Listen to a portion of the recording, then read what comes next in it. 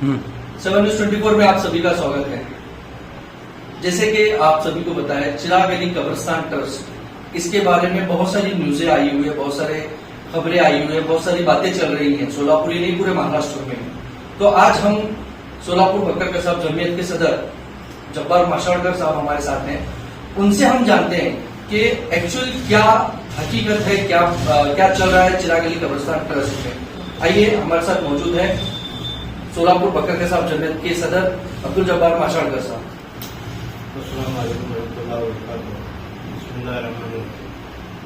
हमारे बकर कसाब जमीयत चिराग अली कब्रिस्तान ट्रस्ट के मुताबिक मैं थोड़ी सी जानकारी आपको दूंगा, सही और सच्ची है, क्योंकि करीबन ये 12-13 साल का अर्सा है कि ये ट्रस्ट बोल करके ये वावरते और चलते, इनके नाम कहीं भी किधर भी कौन सी भी इसमें कायदे में लगे हुए नहीं है। फिर भी ये एक 9 आदमी 10 आदमी मिलकर के ये जमात को चलाते, ये ट्रस्ट को चलाते, बोले तो ये फ्री चलाते नहीं है। इनकी पगारें हैं, इनका मानदान है, ये हर चीज में पैसा खाते हैं। पैसा खाने वाले को जमात नहीं बोलते। ये बेदोष किसी का क्या भी कुछ भी कर करके सिर्फ इनको पैसा दिखता है, जमात का कोई लेन देन इनके साथ में नहीं है। जो कुछ भी करते हैं ये कम से कम सन 2012 में पूरे ऑल महाराष्ट्र की जमात कब्रिस्तान में ही जमाई गई थी। उसमें बहुत सारे लोगों ने इनको हिसाब किताब पूछा, तब इन्होंने एक ही काम किया कि 1,74,426 रुपए की चाय पीते कर करके बताई। कितना? 1,74,000 1,74,427 रुपए की चाय का खर्च बताया। ये कितने दिनों का खर्च था? ये सिर्फ 1 साल का खर्च। 1 साल में बस 1,74,000 की चाय पी गई थी ट्रस्ट के लिए। भारत देश में बड़े बड़े कंपनियां हैं, बड़े बड़े उद्योग हैं, बड़े बड़े उद्योगपति लोग हैं, इनका खर्चा भी उनकी पूरे सारा मिला करके इतना नहीं होता, सबको मिला के भी इतना नहीं होता। मगर क्या है, हिसाब किताब करके बेवकूफ बनाने का धंधा उनके पास बड़ा है और वो हमेशा इस तरह के बेवकूफ बनाने का ही कारोबार करते हैं। और मैं उम्मीद करता हूँ आप सबसे कि ये सारी चीजें जो है ये बेबुनियाद है, इनकी कोई बुनियाद ही नहीं है। जिसकी नस्ल ही ठीक नहीं होती, उसकी बुनियाद कहाँ से ठीक है। अभी जैसे आपने कहा कि जो चिराग अली कब्रिस्तान ट्रस्ट में काम करते हैं उनको पेमेंट चालू है। आप मुश्ताक कामने साहब भी हमारे साथ यहाँ पे मौजूद है। मुश्ताक कामने साहब, आपने भी चिराग अली ट्रस्ट में तकरीबन 10 साल पहले काम किया था, तो क्या ये बात सही है कि वहाँ के लोगों को पेमेंट है? वहाँ के लोगों को पेमेंट है। और ये पिछले जो ट्रस्टी है अब्दुल रज़ाक नाड़े साहब और सेक्रेटरी हनीफ बेदरे साहब थे, वो लोग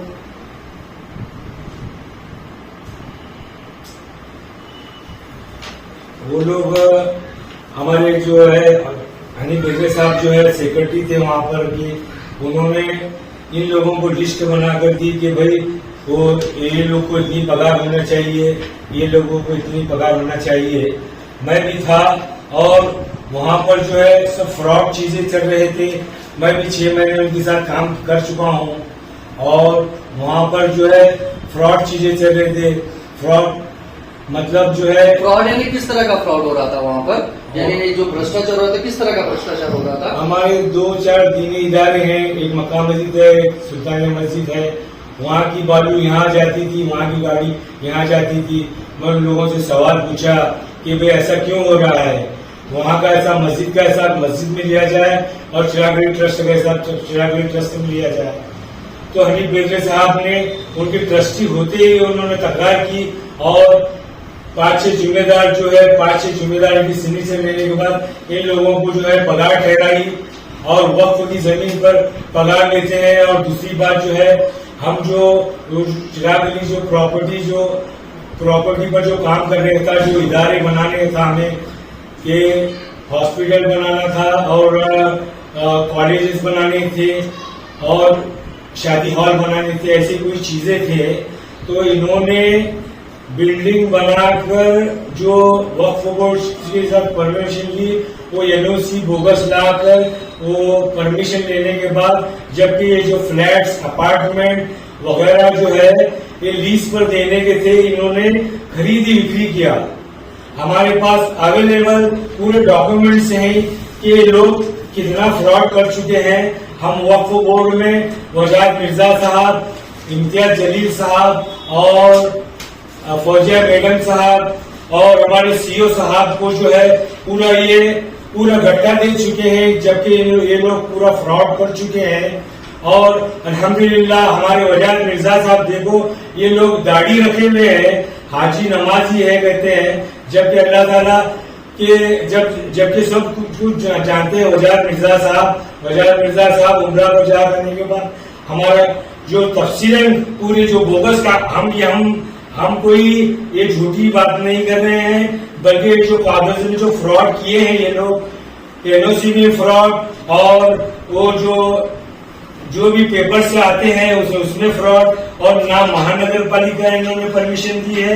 और ये जो लीज पर जगह देने की थी, ये चिराग अली रेसिडेंट बनाकर बेच रहे हैं ये, जबकि ये जो जगह जो है लीज पर देने की थी जगह, ये अपार्टमेंट 24 लाख, 23 लाख, 22 लाख और नीचे के गाले 17 लाख, 18 लाख लोग बेच रहे हैं।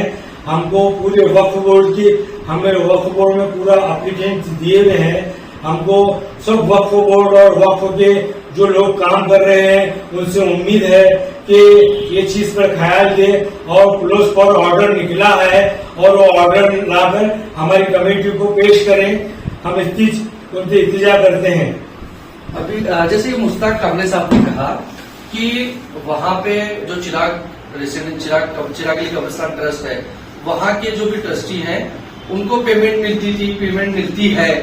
तो जैसे कि जहां तक मैं जानता हूं कि अगर कोई ट्रस्ट है तो वहां पे पेमेंट तो नहीं होती, लेकिन यहाँ पे मिलती है। ट्रस्ट संभालना है, यानी अपना काम करते हुए एक जो वक्फ की हुई जगह है उसको संभालना है और उसको डेवलप करना है। यहाँ पे डेवलपमेंट तो कुछ नहीं दिख रहा है, बस ज्यादा भ्रष्टाचार ही दिख रहा है, ऐसा मुश्ताक कामले साहब का कहना है। अभी हमारे साथ मौजूद है इरफान अलमेलकर साहब, आइए जानते हैं उनके क्या ख्यालात हैं। अस्सलाम वालेकुम रहमतुल्लाहि व बरकातुहू। जैसे कि चिराग अली कब्रिस्तान ट्रस्ट ये 2009 में चैरिटी सी वक्फ बोर्ड में दाखिल की गई, सेक्शन 43 से जाना था, 36 से दाखिल की गई। अब यहाँ पर 2010 में गोडाउनों का काम जोरों शोर से चालू हो गया, किराए से देने का, हैवी डिपॉजिट लेकर, ज्यादा से ज्यादा किराए देकर, और तकरीबन आज भी देने का काम चालू है।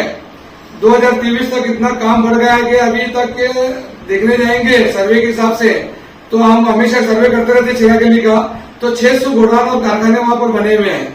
तो एक कारखाने के अगर डिपॉजिट पकड़ेंगे तो ये 3 लाख से 4 लाख रुपए होते हैं। तो मल्टीप्लाई करने के बाद तकरीबन 18 से 20 करोड़ रुपए इसकी डिपॉजिट जमा होती है, और किराया अलग से जमा होता है। और ये 18 से 20 करोड़ रुपए ये जमा हो गए, और किराया ये 10 सालों का एक हिसाब निकालेंगे तो 15 से 20 करोड़ रुपए ये, तो टोटल 30 से 35 करोड़ रुपए ये जमा हो गए। फिर इसके अलावा जो रेसिडेंसी बनी हुई है, वो रेसिडेंसी में उन्होंने 56 फ्लैट और 16 शॉप बनाए हुए हैं, और 56 फ्लैट में से तकरीबन 30 फ्लैट बेची गई है और 16 शॉप बेचे गए हैं। उसके तकरीबन 10 करोड़ रुपए जमा होते हैं। टोटल ये 45 करोड़ रुपए 40 करोड़ रुपए तक का हिसाब दिखता है। अब ये 40 करोड़ 45 करोड़ रुपए का हिसाब किताब जमात के अंदर अवेलेबल है या नहीं है ये पता नहीं। और ये लोग के ऊपर जब 54 की कार्रवाई होंगी, एफआईआर दर्ज होंगे, तो डिपॉजिटों का भी काला चिट्टा बाहर आ जाएगा। और जो फ्लैट और शॉप जो बेचे गए हैं एनओसी लगाकर, 2010 में जो एनओसी बनाई गई, जो एसएसएल कादरी ने जो दी थी वो अलग थी, 2012 में एमडी पठान ने भी उसी के अमेंडमेंट के तौर पर बनाई गई, वो भी गलत तरीके से बनाई गई, जबकि ये दोनों भी एनओसी गलत तरीके से शो किए गए। और खरीदी में 2013 में एक जीआर पास हुआ कि जितनी भी खरीदियां हैं सब रद्द किया जाए, किसी भी तरह की एनओसी मान्य नहीं की जाएगी। फिर भी 2013 में 2014 में एनओसी लगाकर बेची गई। अब जैसे कि इतने भ्रष्टाचार काम देखते हुए वक्फ बोर्ड में बार बार हियरिंग होने के बाद हमारा लास्ट टाइम बताया गया, कब जब लास्ट मीटिंग जो हुई थी जून के महीने में हुई थी, कि आपका क्लोज फॉर ऑर्डर कर दिया गया है और जल्द से जल्द वक्फ बोर्ड इनके ऊपर सब पर कार्रवाई की जाएगी। तो हम उम्मीद करते हैं कि जितनी भी खरीदी हुई है वो रद्द किए जाएंगे, और जितने भी इंकरेजमेंट हुए हैं उनके ऊपर एफआईआर कराएंगे, और साथ ही में उनके ऊपर जितना भी मानदान काम काला काम हुआ है उसके ऊपर जल्द से जल्द कार्रवाई करेंगे।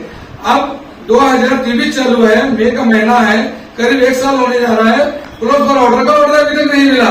अब उम्मीद वक्फ बोर्ड जल्द से जल्द जितना जल्द हो सके वो क्लोज फॉर ऑर्डर का जो कॉपी है वो शेयर करेंगे और जल्द से जल्द प्रॉपर्टी को हमारे बकर साहब जमात के नेक सॉलियर लोगों को, बेलोज लोगों को, जो स्कीम एनडी पठान ने बनाई थी, कौन सी स्कीम बनाई थी? सिलेक्शन की। वो सिलेक्शन बंद करके इलेक्शन कराकर बकर साहब जमात से अच्छे सुलझे नेक लोगों को इलेक्शन के जरिए चुनकर उनके हाथ में टेक ओवर के लिए देंगे। हम उम्मीद करते हैं वो बोर्ड से कि वो बहुत जल्द अपना फैसला देंगे इंशाअल्लाह।